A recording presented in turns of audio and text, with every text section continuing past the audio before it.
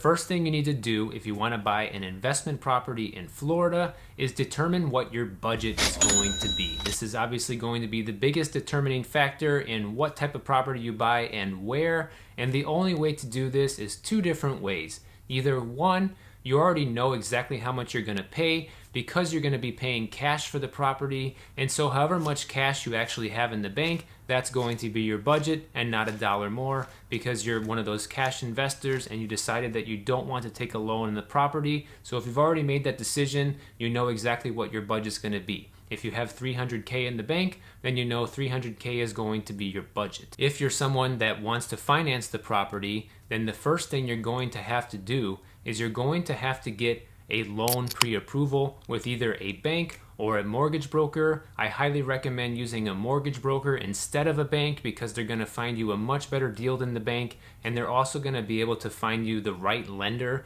to work with you on your particular situation. A lot of people try their bank first, and that's almost always a mistake, and the bank always has the strictest lending criteria, making it that much harder for you to actually get the loan. And I've had many instances here in Florida where my clients will apply with their bank first to get a mortgage. They go through half the process, and what happens is they get denied from the loan sometimes, and then we have to start all over again with a mortgage broker. And if they would have just done that from the beginning, they would have saved a lot of time and money because it costs money to apply for a loan, guys. So if you are going to finance, you need to get that loan pre-approval. Once you've gone through that whole process, which I'm not going to get in detail here, but once you have gone through it, then you will know exactly what your budget is going to be. So I'll give you my real world example. When I bought my last investment property, our budget ended up being about $340,000. That was the maximum we could spend on a property, and that was with a 20 to 25% down payment, because when you are buying an investment property, you will always have to put a minimum of 20% down. It doesn't matter the type of property you're buying, whether it's a duplex, triplex, single family home, condo, it doesn't matter. If you're buying for investment, your lender's going to require a minimum 20% down payment. And if it is multifamily, it could be higher. Like in my case, it was a 25%. And if you're buying a condo, it could be even higher, up to 30%. So keep that in mind. So now you've got your budget determined and you have your pre-approval letter, or you got your cash in the bank and you're ready to go. What's next? Now you need to research the areas that you're interested in buying in. See if the prices are going up. Are they going down? How fast are properties flying off the shelf? Are they sitting on the market for a long time? Are they selling like hotcakes? What about the rent prices? Are they steadily increasing? Are they going down? Are they staying flat? These are all things you're going to want to know before deciding on the area that you're going to buy in, because this is going to have a huge impact on the long-term viability of that rental property. This next step is actually a really important one, and I have to say one that I have overlooked in the past, but I want to give you my advice on not to overlook it so that way you don't make the same mistakes I did. You want to determine if you're going to be managing the property yourself or if you're going to be hiring a property manager. And I guess a couple of ways you can decide if you're going to do this is how far away the property is going to be from where you live. So for example, I live in Miami Beach, and we bought a property last year in West Palm Beach, and that's about an hour and a half drive on a good day. And some days it could be up to 2 hours with bad traffic. And that's a lot further than I really want to drive for an investment property, especially when you have to go there a lot and there's a lot of things you need to take care of.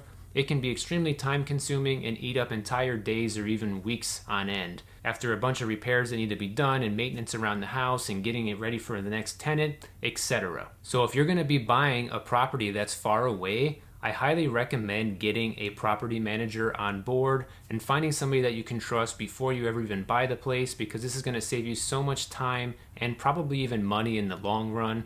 And by doing this step first, you're really going to just do yourself a favor, trust me on this one. But if you're going to be managing the place yourself, I recommend buying a place that is as close to where you live as possible.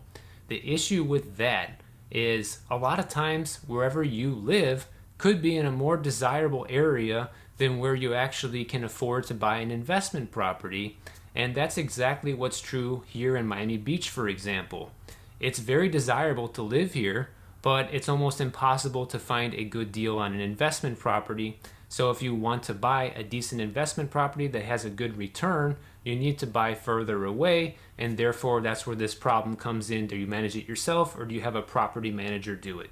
I would say if it's close to your house and you only have a couple of properties, go ahead and do it yourself, especially if you're new to this and you're just getting into investing. You need to learn the ins and outs of how to do repairs, who handles what, how to get the place rented and turned over to a new tenant.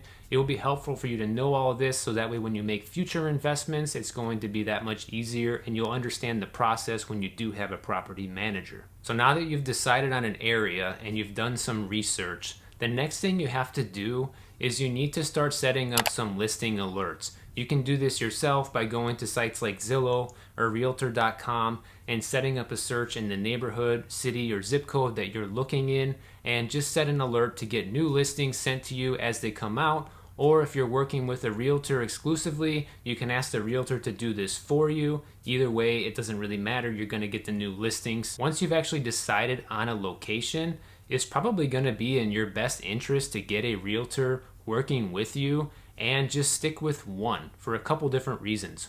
If they know that they have your loyalty, they're going to be working a lot harder for you, because realtors work on commission only, guys. So if you tell the realtor, yeah, if you bring me a deal, I'll buy it from you, but if you don't, I'm just going to buy it from somebody else or whatever, that leaves the realtor zero incentive to help you, and you're not going to get anywhere like that. So if you do have a realtor that you're going to be loyal to and you're going to do the deal with them and you promise them the deal, they're going to be very eager to find the best deal that they can for you in that neighborhood. And it's going to be good to have somebody else who also knows the area trying to hunt down a good deal for you versus you trying to do it all yourself.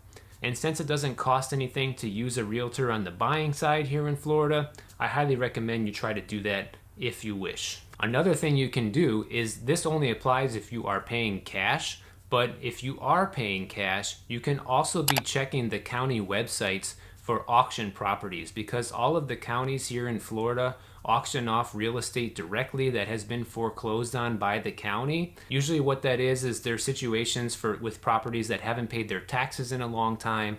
The county forecloses on the property and then they sell them directly through the county's website. The thing is, with those type of properties, you must pay cash, okay? You can't finance, there's no time to finance, and they require you to show up and pay cash literally the next day after winning the auction. So it's a very serious, no joke kind of transaction, and you must pay cash for it, and you must be willing to get there and pay as soon as you need to, otherwise you'll even lose your deposit on a deal like that. Also, I'm not going to get into the details of how to buy those auction properties. If enough of you ask me in the comments of how to do that, I'll make a separate video just about that, so let me know. So now you got some new listings coming your way, either from yourself or you're working with a realtor. Now it's time to go start looking at some of those properties. You want to get a feel for the neighborhood. Who are the neighbors nearby? Is the area run down? Is it up and coming? Who are the tenants who are living in the property? What's their story? Do they want to stay? Are they happy living there? Are they happy with the current landlord? What's the condition of the property? Does it look like it needs a lot of work? Do you know why the owner's selling? All of these things are huge, important points that you need to pay attention to, and also do your due diligence when you're buying a place, because this can save you so much money and headaches in the long run. Because if you get a solid idea in your mind of why the seller is selling and everything checks out and it looks like a good deal, then that's what I call a gut check. If everything seems to check out and nothing looks suspicious, then you probably have a pretty good deal on your hands. But if it looks like the place is falling apart and the neighbors next door are all hanging out on the porch and smoking crack and whatever, I would run. Don't even worry about investing in that area. Just find somewhere else, because you have to think about more than the money when you're investing. You're investing your hard-earned cash into this property. So the last thing you want is to buy in a crappy neighborhood where the values are going to depreciate, your tenants are going to be very sloppy, dirty, and messy, and not be able to pay the rent and always have issues. You just don't want those type of headaches. So my advice is to avoid that type of neighborhood. There are plenty of investors that buy low-income housing all day long, and they just deal with that. They deal with the Section 8 thing. I don't do that, and I'm not going to advise you to do it either. But if you want to, knock yourself out. Just understand that you're involving yourself in a world of headaches. If you're able to handle that level of stress, then more power to you. Okay, so now you've found a few places that you're really interested in. Everything checks out. The place is in decent condition. The tenants are happy. They're paying their rent on time. The owner's had the place for 10 years. He's ready to move on. He wants to retire to Hawaii. Whatever. Okay, you found a few good deals now. Now, here comes the most important thing. You need to run the numbers. This is going to be the make or break past everything else. I don't care how pretty the property is or what kind of beautiful story the tenants or the landlord told you.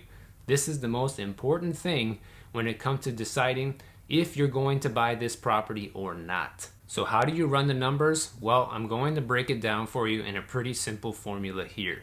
You need to take the full amount of money you're going to invest in the property. So if you're paying cash, let's say it's the $300,000, and let's use a $300,000 price point as a similar example, only you're going to finance instead. If you're going to be financing, that would be a $60,000 down payment, which would be 20% down. Let's just use 20% down for ease of use, but you may have to adjust this depending on the down payment you're going to be required to make on the property. So let's use the $300,000 price point, purchase price, and a 20% down payment, and let's just say another $5,000 for closing costs. So you're looking at $65,000 total to buy this property. Next, you want to take the entire amount of rent that this property is going to generate per month. So let's say it's going to generate $3,000 per month in rent. It's a duplex that has each unit rented for $1,500 per month, and it's generating $3,000 per month in rent. And you need to take that number and subtract all of the expenses on the property. This will be your mortgage, your taxes, your insurance, any utilities you must pay on the property, like the water and the trash collection, any potential vacancies. Usually you can run that about at 10% of the entire rent amount. Also, any miscellaneous repairs that come up, and a potential property manager, which you can say would be another 10% of your gross rent amount for the month, and that's if you're going to be using a property manager. So you want to take all of those expenses, subtract it from the rent. Now I'm just going to use some made up numbers here. This is not an actual property, but let's just do it for simple math's sake so you can understand what we're doing here. Let's say the mortgage, taxes, and insurance are all one payment, and that's about $1,500 per month. Let's say your vacancy is 10%, that's $300 per month. Let's say your property manager is 10%, that's another $300 per month. Let's say the water, sewer, trash collection is another $150 per month. And then let's also say that the miscellaneous expenses is an additional $150 per month. So now you take all of these expenses that you've added up and subtract them from the $3,000 per month that the property's bringing in income. This will leave you left over with $600 per month after all of the expenses are paid on the property. Then what you need to do is you times the 600 by 12, which would be 1 year of net operating income is what this is called. That's the money that's left over after paying all the expenses. 600 times 12 ends up being $7,200 for the year. And then the last thing you need to do is take that $7,200 and divide it by the $65,000 that you invested in the property. This ends up bringing you to 11.07% return on investment. And that's how you calculate your ROI, or your return on investment. Now, if this was a real property, I would say this is a very good deal, because anything that's over 8% ROI, I consider a pretty decent deal. And obviously the higher this number gets, the better it gets, because that means you're going to make more money for the amount of money you're going to be investing into the property. So the higher your ROI, that always means it's a better deal. So now I'm going to show you something very interesting, and it's something that a lot of investors actually overlook. And that is, a lot of times, almost all the time actually, if you finance a property versus pay cash, you can actually get a higher ROI. And at first thought, you might think that that sounds kind of crazy because you're investing less money, so how can you make more? Well, it's all just simple math. And that's pretty much all it breaks down to. Like I said earlier, doing the numbers is going to be the biggest deciding factor on whether or not you're going to purchase this property, right? So let me show you how that works. This imaginary property that we're talking about is going to give you an 11% return if you put a 20% down payment. And now here's where things get interesting. Let's say you're going to pay cash for that same property, and that's $300,000. Now, your full investment on the property is $300,000, not $65,000.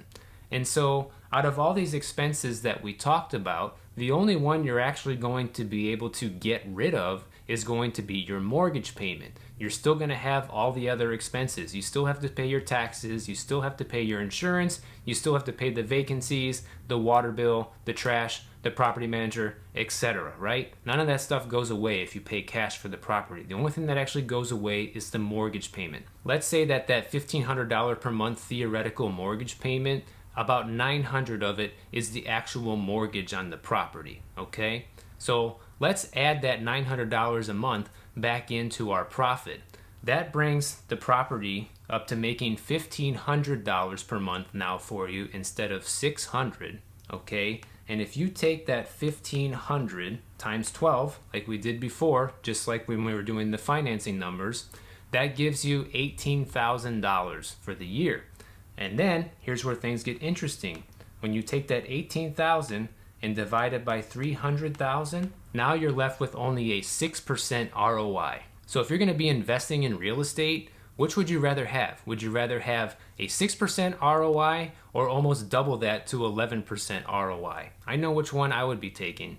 And now that's where things get even more interesting. This opens the door for you to buy even more investment properties, because if you would take that $300,000 and buy multiple places with only a $65,000 down payment, and let's say you can get an 11% return on each one of them, not only are you able to now buy a few properties with that same amount of money, but you're also getting a much higher return on all of them. So this is how the rich people get richer, guys. It's not some kind of magic game.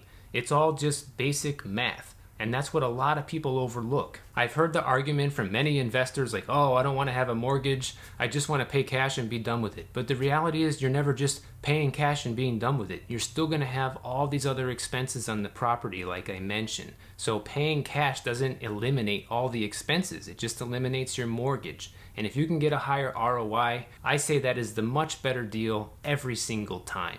And you're leveraging the bank's money to help you get richer. So I think that is the smartest way to buy an investment property here in Florida, or anywhere for that matter. Whew. That was a lot of math and a lot of explaining for this video. I hope you guys kept up with me, because I tried to make it as simple as I could to help everybody who is new to this understand the process, because I have explained this to a lot of other people in the past, being a real estate agent here. So that's basically how it all works in a nutshell, and you can take this video and watch it as many times as you need to in order to run the numbers on any property that you're considering buying. If you have any questions about this process that I didn't cover here, or you feel like are missing, put them in the comments below, because it could lead to a follow-up video on this topic, because this is a very interesting topic for me, and it probably is for you too if you're watching this video. And I'll bet if you made it all the way to this point in the video, then you're probably going to enjoy more of my videos right over here. Go ahead and check them out. Click on one of those two videos, and I'll see you guys over there in that next video.